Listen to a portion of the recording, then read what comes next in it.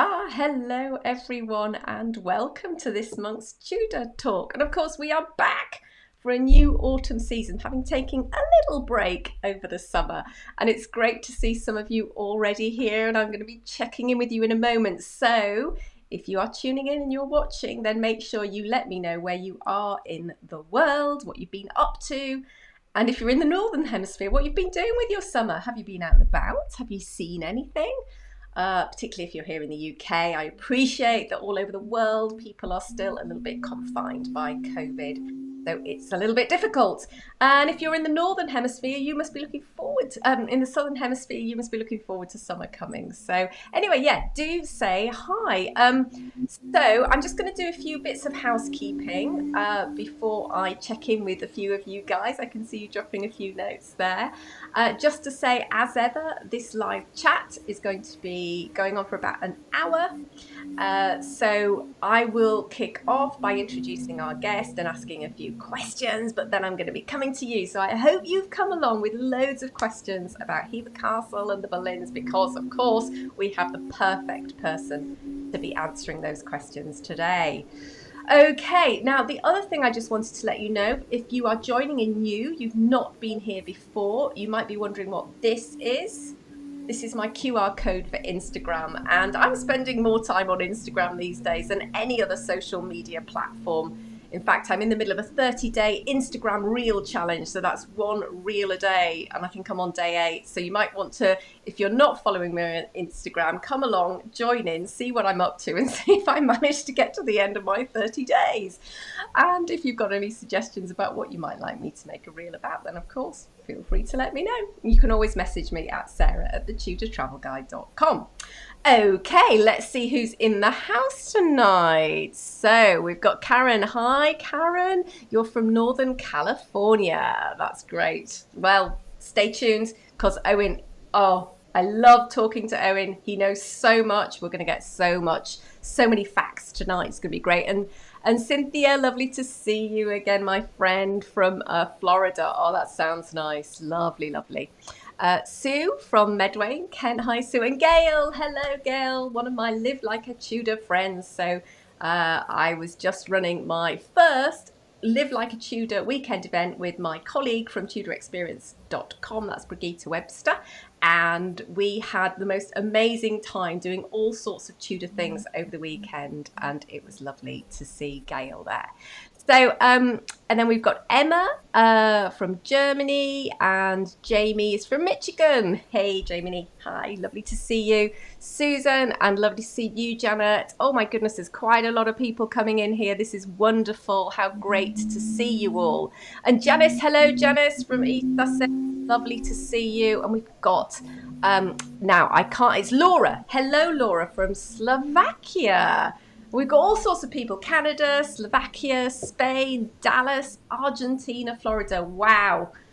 Woo, it's amazing, isn't it? It blows your mind to think folk from all over the place joining us tonight. Okay, well, let's not hesitate anymore. Let's get on with the business of the evening.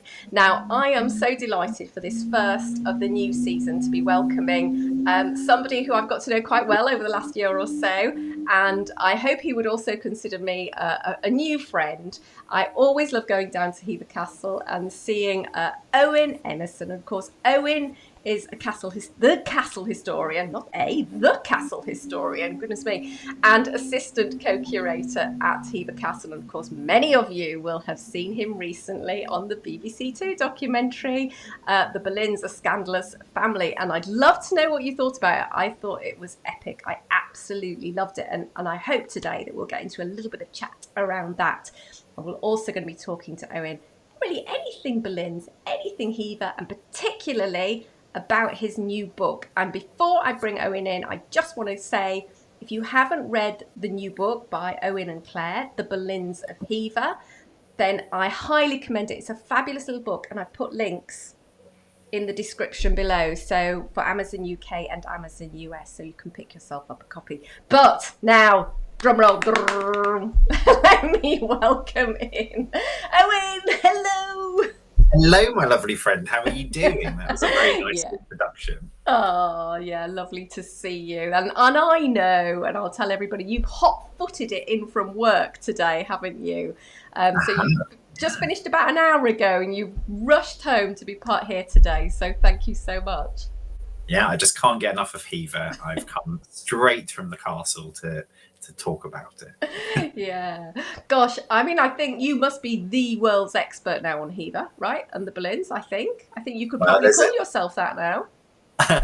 we're really lucky. We've got an amazing team at Hever, and I like to say I'm a sort of a part of a collective of experts there. Quite right, quite right, quite right. Now, of course, Hever is the childhood home of Anne Boleyn. It's a mecca for all those people who love Anne Boleyn, and you know, we're all fairly envious of the fact that you get to work there every day. So I thought, really, to start, for those people who maybe haven't heard you chat or haven't had a chance to interact with you, maybe you could tell us how you got this amazing job. You know, how did you come to be doing this? And also, Owen, have you always loved the Boleyns and Anne, or was your interest cultivated by coming to work at Hever? That's a really good question. To introduce myself, I'm a social and cultural historian, and I've always loved Anne Boleyn. Certainly, I think my first memories of my childhood were of Anne. I watched the 1969 film Anne of the Thousand Days with my mother when I was 4 years old. It's one of my earliest memories, and it was around my birthday time. We visited Hever for my birthday because I fell in love with it on screen. And I've been in love ever since, if I'm honest. Uh, Mm. so yes, I've always been interested in Anne Boleyn, um, and I've come to know many variations of Anne. You know, finding her on screen with Geneviève Bujold, and then finding different versions of her. I think the second version of Anne I found was Dorothy Tootin in the Six Wives of Henry VIII from 1970. And yeah, I mean, I've spent my life sort of searching through different um, interpretations of her, not least the many interpretations of her that we found at Hever Castle. And of course, I'm obsessed with the Anne of history as well, and peeling back those layers and getting at her. Yeah. So yes, it's been a lifelong fascination. Well, that's interesting. Yeah. So I imagine then when you took your job at Hever, there was a reason behind that. There was a real mutual love affair going on. You must have been absolutely bursting with happiness when you got your first position there. Yeah, very much so. I went to university later on in life, and with the ambition of working at a place like Hever. And when I got to my doctoral studies, I um, actually run out of funding and had to fund the last sort of 6 months of study. So I thought, why not get a job at Hever? And I worked in the operations department. So I was selling tickets, car parking, things like that in my spare time while I was finishing off my doctoral thesis. And I just stayed. Yeah, I absolutely fell in love all over again with Hever. It's hard not to be in love with the place, to be honest. And Yeah. yeah, Well, I've been there ever since. that's such an inspirational story, actually. I love it when people follow their heart and their passion. Now, let's get into the business of Hever because we had a little bit of conversation about this recently, but I find this particularly intriguing.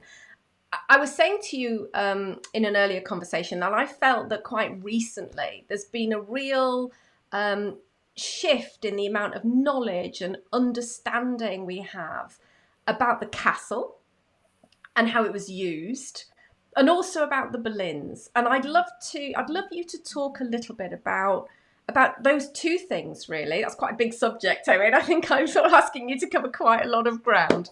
But what do you think? Do you think that's right? Do you think that we're going through a period of renaissance with regards to Hever and the Boleyns? And if so, what bits do you think we're revealing that maybe we haven't known about or thought about before? Very much so.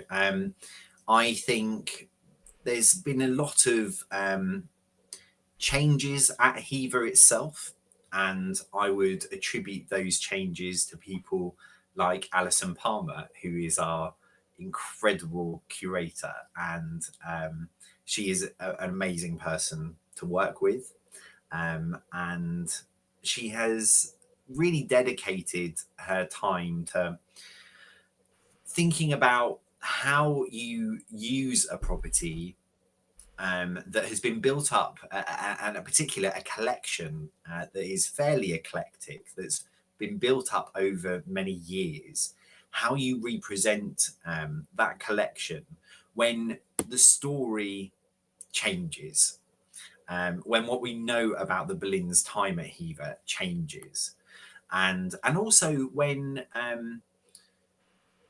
the narrative sort of solidifies, and also when people are prepared to welcome that narrative into the overall narrative that you present to visitors. So I think Alison's been a fundamental part in that shift, actually, at Hever. It's very difficult because these rooms have existed really since 1903 in the way that they are being presented. And it's a lot to ask to, particularly of the owners and those managing it, to change certain aspects, because in and of themselves have become part of history. If we have a Henry VIII bedchamber, it's very difficult to alter people's perceptions about that space as and when we find out more about them. So there's a really big question to be had: which history matters? Good question. Do we prioritise the history of the Boleyns at Hever, because they only stayed there for 77 years? There were many other owners, many other characters, and they had their own impact on Hever. So it's always a negotiation about which bit of history matters. And of course, I would say the vast majority of people come to Hever to find out about the Boleyns. And there has been a real renaissance, I think, in the study of the Boleyns. And actually, I think there are a lot of women that behind that renaissance, not least yourself and Natalie Gruninger in your amazing efforts. But there are people who I would consider heroes who have done incredible work. Claire Ridgway, the amazing historian who I'm proud to have co-written with, Susanna Lipscomb, Laura Mackay, Estelle Peronk. There are so many women who have done incredible research into these people's lives. And, I find it quite astonishing that we are popping some of those bubbles, those myths, and that it's almost becoming mainstream again. This narrative that has been built up over the past sort of 10 years, I would say. So yeah, I have to give a big shout out to a huge amount of women who've done amazing work, and it's lovely to see it permeating into the popular narrative. So seeing it reflected in the docudrama recently that you spoke about, the Boleyns, A Scandalous Family.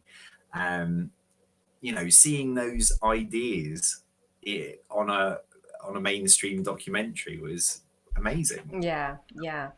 You talked about myths and myths to be busted, and I'd love to come back to maybe some myths that we need to bust about Hever and the Boleyns, but we have a couple of questions already, so I want to make sure that we So we're rewinding the conversation slightly. Is Janet's asked which version of Anne Boleyn, I'm presuming the pop culture version of Anne Boleyn, do you think is the best representation of her? So this is a really good question. It's one I think about a lot because I love exploring Anne in popular culture. The one I like most is probably Geneviève Bujold in Anne of the Thousand Days. It was my first incarnation of Anne, and I think there's a bit of muscle memory going on. I always think of her because she was my first incarnation.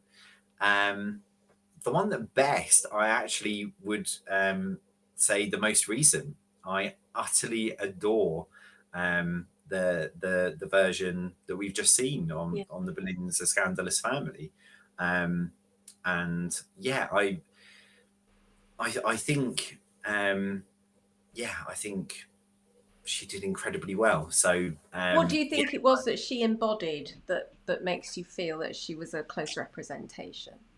So I loved the fact that there was complexity in her character. This wasn't someone who was an outright villain. This wasn't someone who was a saint. This is someone who I could relate to in a way that I probably haven't at any other incarnation. She was complicated. You could see her sort of ambition shift, and you can see her sort of working out. This wasn't someone who was had a grand scheme, but someone who was reacting to everything that was happening.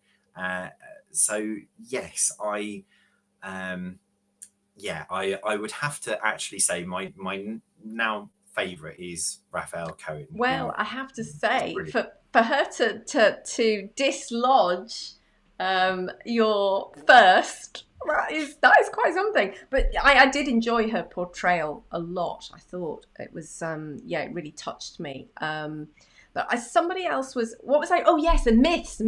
I think one of the myths you touched on there that I think people sometimes get a little bit entangled in is they see Anne as very black or white, and of course she wasn't. She was so complex. She was so multi-dimensional. So I think any portrayal for me that gets close to that is getting closer to Anne, and that probably says why there are some portrayals that I don't much care for, because they're very, very two-dimensional for me. She was a really messy individual. And I'm not overly sure that I would like her all the time. I'm not sure she would like me if I ever met her.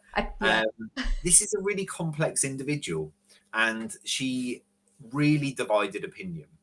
And anyone that's able to convey a sense of, I don't know how to put it, but there are certain people, whether you love them or loathe them, that people are perpetually fascinated by. And that was Anne Boleyn. It didn't matter if you liked her or loathed her, people still were obsessed by her. Yeah. And that's not an easy thing to portray. No, it's not an easy thing, you know. No. It's funny because I often have the thought of, would I like Anne? I mean, and would she like me? Would I could imagine her being quite picky about the company, but once you were in, you were really in. Yeah. Anyway, moving on, because Gail has asked a slightly different question but related to the TV programme. And Gail has said, one revelation of the TV programme to me was seeing Anne's brother as a serious, ambitious person. Usual films make him seem younger and weaker. Nice perspective. Does Owen have any comments on this? Yeah, this is one area of the documentary that made my heart sing. I have longed to see a generous interpretation of George's life, and this is an area that has been studied beautifully by Claire Cherry, Claire Ridgway, and Dr. Lauren Mackay. George was a glittering individual. popular culture has been so bad for George Boleyn, far worse than for Anne Boleyn. He really has come across really badly, even in the most generous interpretation. So in Anne of the Thousand Days, he's a nothing person. He's a bit part. This was someone that was cut from Anne's cloth. They were equals. And I actually think George had every possibility of being as successful as his father in the diplomatic sphere. We know that he's an eloquent poet. We know he is a gifted courtier. This is someone with so much potential, and I almost think he sacrifices a lot of that potential, because he is happy to facilitate his sister's rise. At some point, he is literally the royal message bearer. He is writing letters from Greenwich or whatever palace Henry's at to Hever. He is the message bearer. And I think his story is incredibly tragic. What happened to Anne was horrific. It was just as horrific with what happened to George. They were so close. They were as thick as thieves. They had so much in common, and what they were charged with was so cruel. It would have really hurt both of them. It really would, and it of course it was intended to. It was intended to take advantage of their closeness. Everyone would have known how close George and Anne were. Yes, so I loved the interpretation of George on screen. I thought it was brilliant. It was so lovely to see him practicing his speech that he gave to Convocation, for example. And I know I know you enjoyed when they read the dedication. I can't remember if it was Anne read the dedication that George. It's not something that's often brought out, and it was just done so beautifully. I know you enjoyed it, and I thought that was one of the highlights for me, actually. Totally. I mean, and it was just a really beautiful moment. I loved the fact that the producers really wanted to root this in primary sources, and that was a really beautiful way of it meshing the docu and the drama together. Seeing George read aloud that dedication to Anne. I mean, I've studied that document. It's beautiful. The sentiment behind it is just so. I often think to myself, I'd love to have that kind of relationship with someone that someone's prepared to do that for them. It's not something I think I've ever experienced myself. So yes, a dream come true to see moments like that. I'm just going to read a comment. So Jamie Diane, thank you. Jamie Diane says, I love that there's so much renaissance of the Boleyns of the Six Wives. Always found it hard to connect with Anne, but now I feel like I'm getting a much clearer picture of her and her family. Excellent. That's what we like to hear. Yeah, it really is. I mean, and I completely understand why people haven't warmed to her, because the images they've seen of her aren't particularly warm. They're quite cold and quite calculating, and I think it's time that we revise that and allow people to see a different version of not only Anne but her whole family. These are, I would argue, particularly wronged individuals. So it's lovely to be a part of that anyway. Well, we might come back and talk some more about different members of the family or the TV series. But again, I want to just keep coming back to the questions. And we've got one actually now about one of the artifacts in the castle, and that's the tapestry of the wedding, or the potential tapestry of the wedding. I don't know where you are with that at the moment. But anyway, I think it was Cynthia, I think you're saying, I want to know more about the tapestry of the wedding. And Janet said, yes, me too. So, I mean, it's a fabulous piece when you walk into that Book of Hours room. traditionally said to be the wedding tapestry of Louis XII and Mary Tudor, possibly featuring Anne Boleyn in there somewhere. But I know there's been some research going on around that tapestry. So what can you tell us, Owen? It's one of my favourite artifacts in the castle, although I say that about most things because I love everything. But it really is. It's lovely. It's lovely that it's hanging in the Great Chamber. It's now called the Books of Hours Room, but essentially where it's hanging was the primary space that the Boleyns would have occupied when they were at Hever. So it's lovely that it's decorating a room as that room would have been decorated with arras and tapestry. So I love the fact that it's there. It was purchased by William Waldorf Astor, who was an owner of Hever from 1903. And it was purchased as the wedding tapestry of Mary Rose, that's Henry VIII's younger sister, to King Louis XII of France. And it's had that tradition for a long time. I believe it was actually purchased from Paris. And if you visit Hever today, it's still called the wedding tapestry of Mary Rose and Louis. And of course, we know that Mary Boleyn accompanies Mary to France.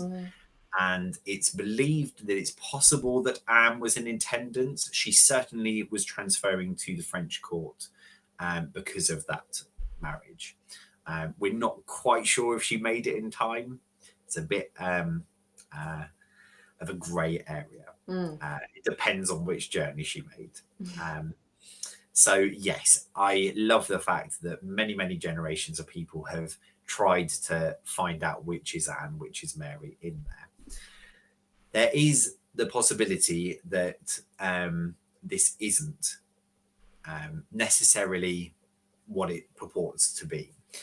So on the dress of the bride is an inscription which reads Esther.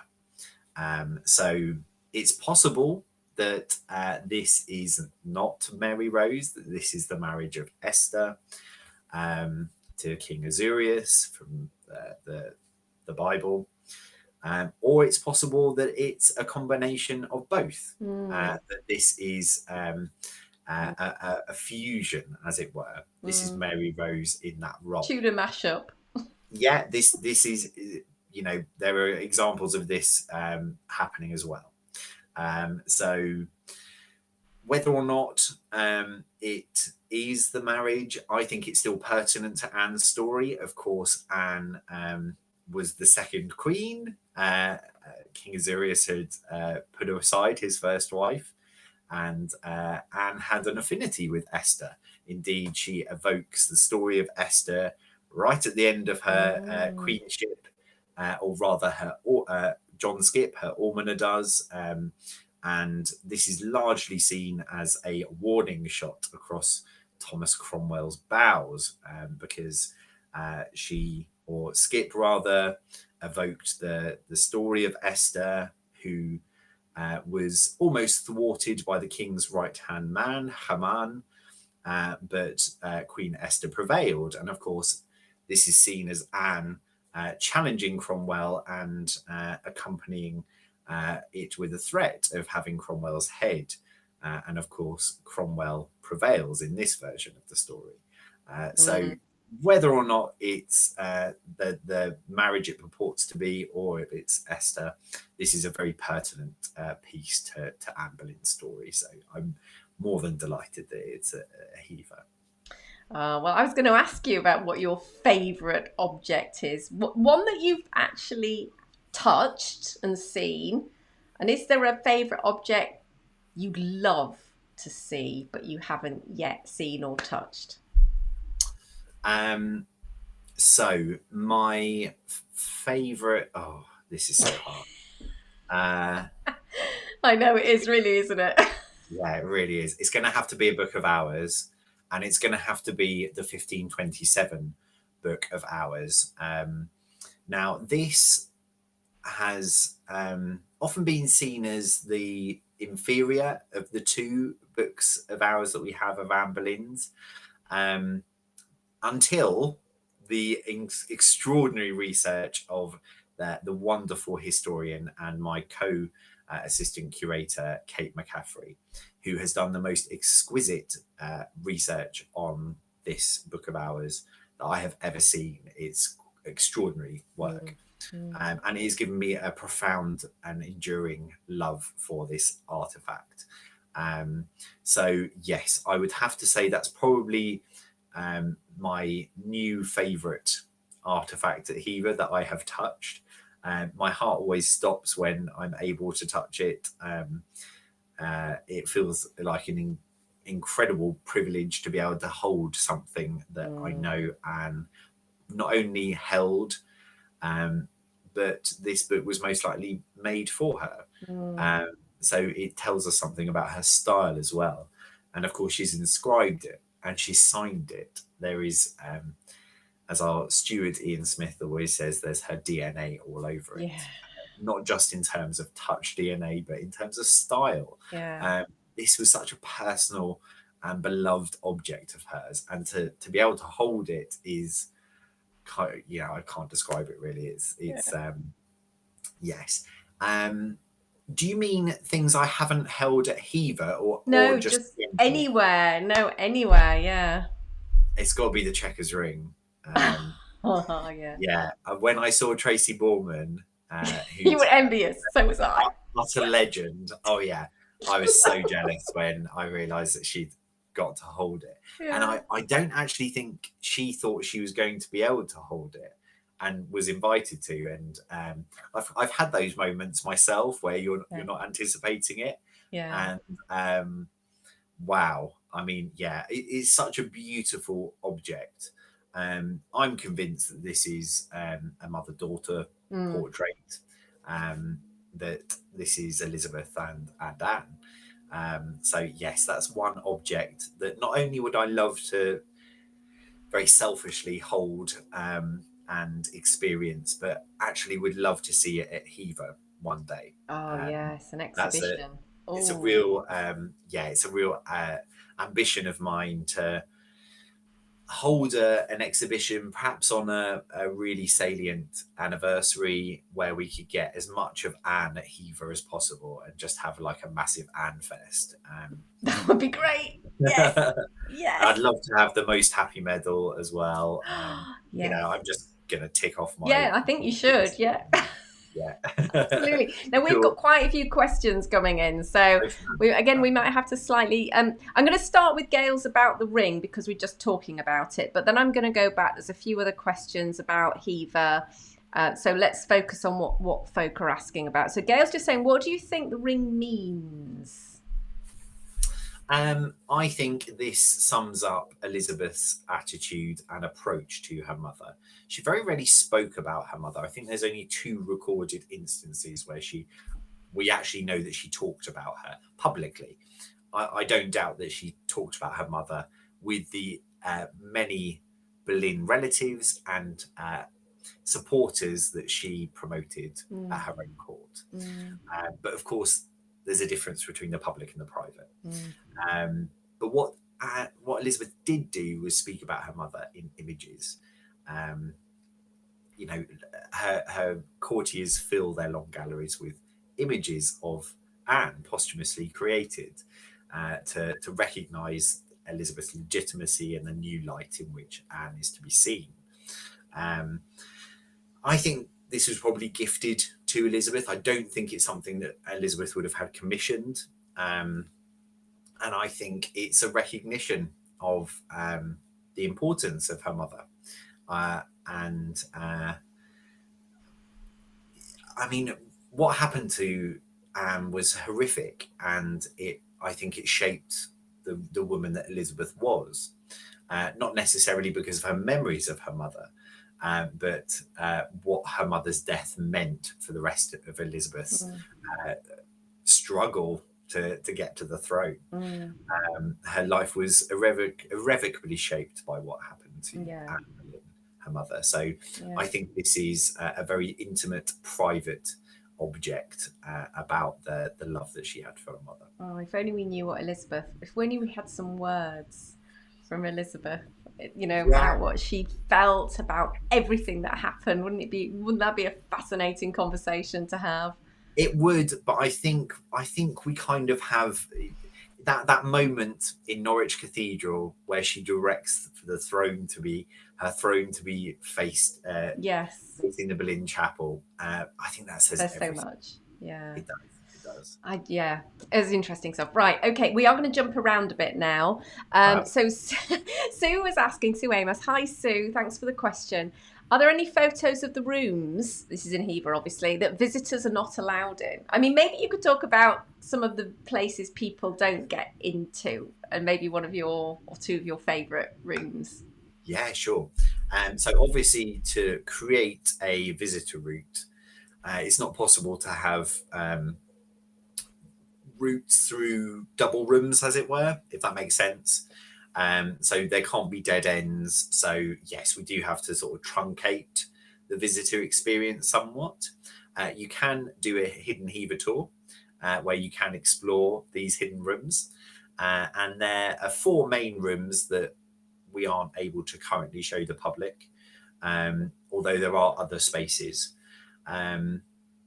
There's a very pink bathroom, which is really located as an antechamber to the best bedchamber. That's now called the Queen's Chamber. And it's a 1970s Godfrey Bonsack bathroom, which always shocks people when they see it. As I say, it would have been an antechamber, and it's quite likely actually that Anne Boleyn read some of Henry VIII's love letters in that space. But not in the pink bathroom. Not in the pink bathroom, with the previous decor. So that's one of my favourite rooms to sneak off to every now and again. There is also a corridor which wouldn't have existed during the Boleyns' time above the Great Chamber. So to add extra rooms, probably in the 19th century, the Great Chamber, a floor was put above it. And in the Boleyns' time, it just would have been an open crown post roof. That corridor isn't open. It leads to a bedroom now called Philip's bedroom. That was one of Astor's children, and a bedroom was created in the wake of the 1968 flood for him. But up there are all the original beams for the crown post roof that the Boleyns would have looked upon. And I love it up there because you are quite literally looking at the beams that they knew intimately. You know, they were the things that they saw when they woke up in the morning. There's something really intimate about being able to look at things that historical people saw. So yeah, I again quite often sneak up there and give some of those a rub. And are there any photos, going back to Sue's question, are there any photos of those places that exist that people Yes, yeah, absolutely. So if you look on our social media, if you go on our Twitter or our Facebook, that's Hever Castle, or on Instagram, you'll quite often see little sneak peeks of spaces to entice you to come on a hidden Hever. As you say, you can do the tour, folks. So, and also for those who can't come to Hever, we do have an online platform called Inside Hever Castle, and we explicitly go into those places. We do little videos to show you all the bits that our visitors can't see. So yes, highly recommend that as well. And that's all, I imagine that's all on the website if people want more information or want to book tickets. Head over to the Hever Castle website. Indeed. Okay, we're moving on again. Snuff Puppy one. What a lovely little name. I'm not sure what your real name is. I'm sure it's not Snuff Puppy, but thank you so much for the question. King Henry's door lock. Do you think he gave it for symbolic meaning? So did he give it, or did he just happen to forget it and leave it? I think there are a number of these. In fact, we know that there is one in the Victorian Albert Museum called the Beddington lock. And it's very similar to the one at Hever. and both are believed to have been created by the king's locksmith, Henry Romain. Henry Romain was probably better known as an ironsmith. He created all sorts of things for the king, not least these locks, which would accompany the king on progress and will be fitted to the king's bedchamber. So these are highly movable objects, and I should think a number of them were in existence, and they would be fitted ahead of the king's arrival. Henry Romain, of course, also created things like andirons. We used to have two beautiful andirons. Don't get me started. I saw them recently.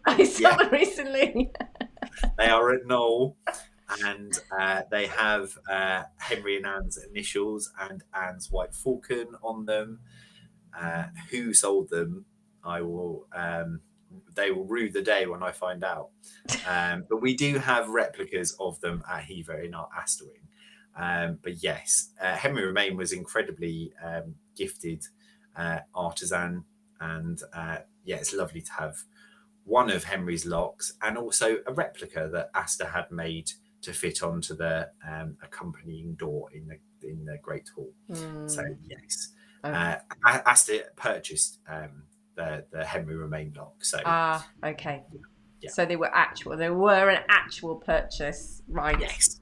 They're lovely. It's a lovely lock, though, I have to say, hidden behind that little door. So if you haven't seen it, folks, next time you go to Hever, make sure you look behind the door in the Great Hall and you'll see a fabulous lock. Lovely. Right, now, moving on. Laurie Durr? I hope I've said that right, Laurie. What are Owen's thoughts around the additional evidence that recently surfaced which supports that one portrait at Hever may really be Mary Boleyn? Yeah, I find it really compelling.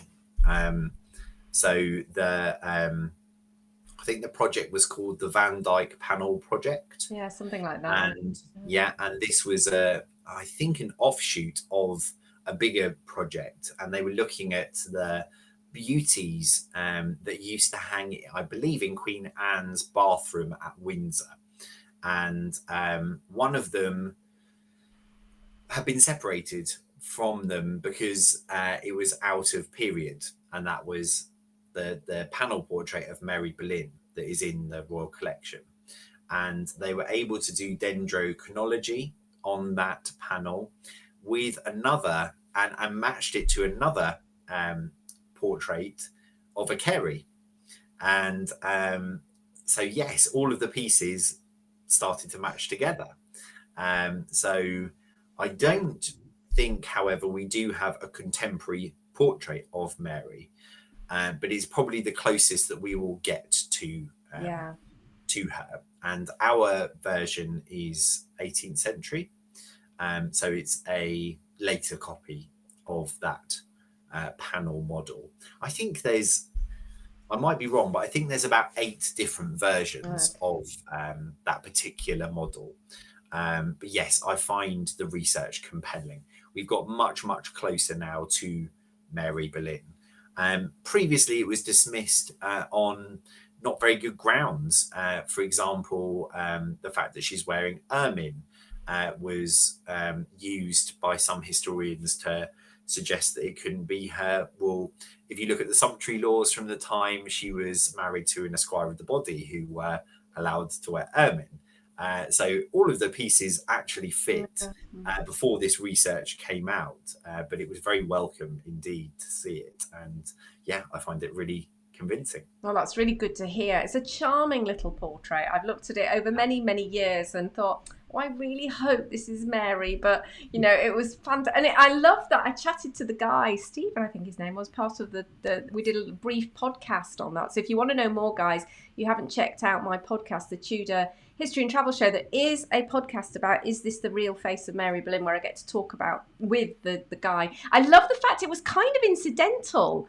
They weren't actually looking. They just rifling through a stack of this is interesting. I thought that was just so funny, but brilliant. It's often, how amazing discoveries are made, It always fascinates me that people often start to find something, and then this falls into their lap, and you know, it's just how the cookie crumbles sometimes. Okay, now, gosh, we've got quite a few more. I'm just going to go actually to Olga's question for a moment. Can you advise me some books on Anne Boleyn and the Tudor family as well? It can be either fiction or non-fiction. Gosh, where to start? I My know, goodness. there's a list, isn't there? Yeah. So the most obvious one for Anne Boleyn would be the sort of canonical Eric Ives biography of Mary. I don't agree with everything in it, but it's quite the most remarkable biography I've ever read. Claire Ridgway has written a number of books about the Boleyns. I would highly recommend hers. If you're looking for books about the Boleyns and their properties, then I would recommend In the Footsteps of Anne Boleyn by, I can't remember the author's name of that. Yes, I would definitely recommend that wonderful book as well. There's so many. If you're looking for a really good revision of the Boleyn men, Among the Walls of Court by Dr. Lauren Mackay is the most thrilling revision of Thomas and George Boleyn, and that really was the text behind the recent BBC series on the Boleyns. So I highly recommend that as well. And I tell you which other book I really enjoy. That's Elizabeth Norton in Anne Boleyn's own words, because you've just got all of her stuff together in one place. So that's just very, I mean, you can find it all, but having it all brought together and having a commentary written about it, I think it's great. It's really, really useful resource, actually. And another book that I think is brilliant is Amy Licence's biography of Anne. So yeah, I mean, there is a wealth of Boleyn biographies and also popular culture novels. My God, like there are so many. There are so many. Yeah, and I don't think you can go wrong with some of the golden oldies like Jean Plaidy. Oh, yeah. God, love Jean Plaidy.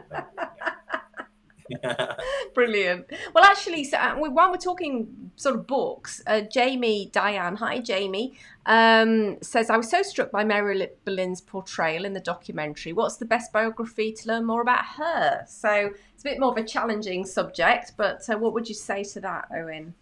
Now, Mary Boleyn, she is a gift to a novelist and a nightmare for a historian, because we only ever see her through other people's eyes. There is one letter in Mary's own words.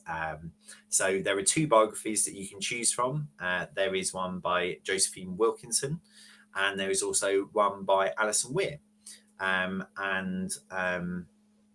Yeah, I'm not sure I would like to tackle her as a subject, because, as I say, there is such a scarce amount to actually colour her life. Oh, it's so frustrating. But she's a fascinating character, and my goodness, is she a Boleyn? That letter, oh my God, she's a Boleyn. There is no mistaking her from George and Anne. My God, she is a Boleyn. We've had this conversation before, but I'm just so frustrated. We don't know more about Mary, and we don't know more about Elizabeth, Anne's mother. I'm dying to know about Elizabeth Howard. Oh, that drives me nuts. One person who I would, in fact, I would love to dedicate a huge amount of my career to trying to find out more about Elizabeth Boleyn, because there must have been something about her. She gave birth to 3 extraordinary individuals. Yeah. And I'm sorry, Thomas was an amazing man, but it can't have just been Thomas that engendered these incredible beings. Another Boleyn woman who I have a huge amount of admiration for is Lady Margaret Butler.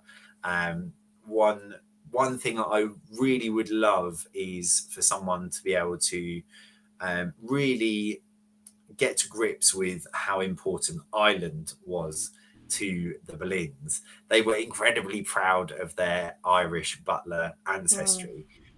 It was the most prestigious part of their identity for such a long period of time.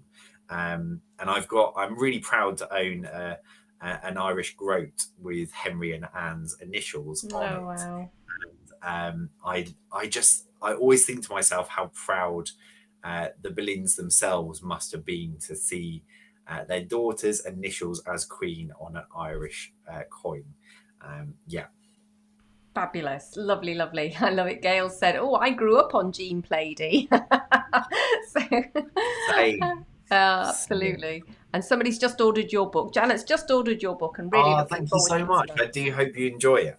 There you go. Now, if we're coming up, we've got 10 minutes to go. If there's a question I haven't asked, guys, and you really wanted answering, do pop it in. I try to keep track of the chat and the questions. Do pop that down.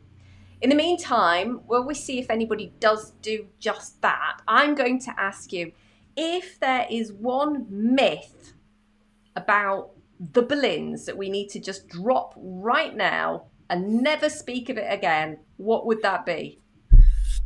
God, there are so many. Have you got your top three? Maybe you've got your top three. God. I think actually probably the most important one, not necessarily to eradicate, but to for us to be able to talk about and challenge a bit, is this idea that the daughters were pimped out, essentially, were puppeteered into the king's bed, because the Boleyns were somehow hard on their luck. They weren't. These were incredibly wealthy people. They were part of the 1%, as Gareth Russell says. Thomas has an incredibly illustrious career. He has gained a huge amount by his own acumen. He has absolutely no need to attempt to do the unthinkable by placing his daughter on the throne of England.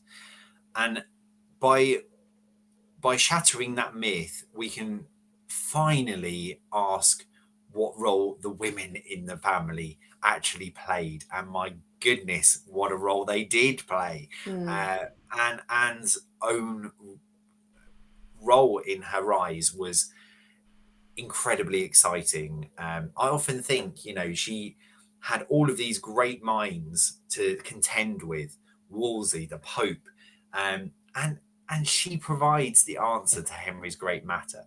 This is a fascinating individual, and it's about time we recognise the agency of these women. Yes. And not just see them as puppets and then victims. What happened to them was horrific. What happened to Anne was horrific. But the story is far more complex than that.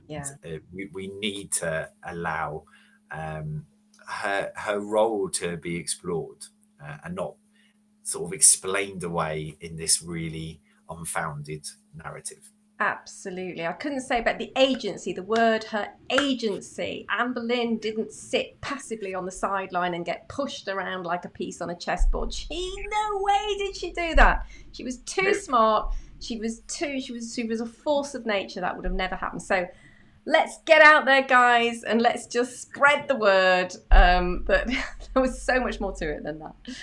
Okay, lovely. I think we're sort of... I haven't noticed any other questions. Oh, hold on a minute. Phil, first of all, has said, Owen, I hope you and Claire do more books together. So that's very nice.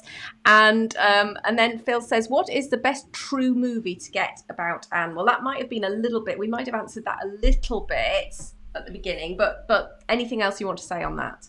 Yeah, I'd like to... a lot of my Boleyn fans won't appreciate... me for this, but do give Wolf Hall a go, because this is not my favorite interpretation of Anne, but I think it's an important interpretation of Anne, because it does give us an Anne that isn't necessarily likable, and not because she's a scheming bitch or anything like that. It's because you are seeing a public version of Anne and not a private version of Anne. And you are seeing her in relation to an inferior. We know that Anne wasn't particularly generous, shall we say, to her inferiors. We know on more than one occasion she admonishes people for overstepping the mark. She is very much an adherent to social hierarchy. So I think it's a really interesting portrayal of Anne. It's not my favourite, but it's an important part of the canon because we do see her as her adversaries would have seen her. She was not liked. This is a woman who was not only not supported by half the country, much more than that, never supported her. But even members of her own family couldn't support her. So we do have to recognise that. And also Claire Foy shows us how even if you can't support someone, you can sympathise with them when they are horrifically and brutally slaughtered. And she does that amazingly. Another thing that I would love to eradicate is this idea that you can support Catherine of Aragon and hate Anne Boleyn, but also really revile what happened to Anne and not think that she deserved it, because I don't know anyone that deserved what happened to Anne Boleyn. And I think we'd be a better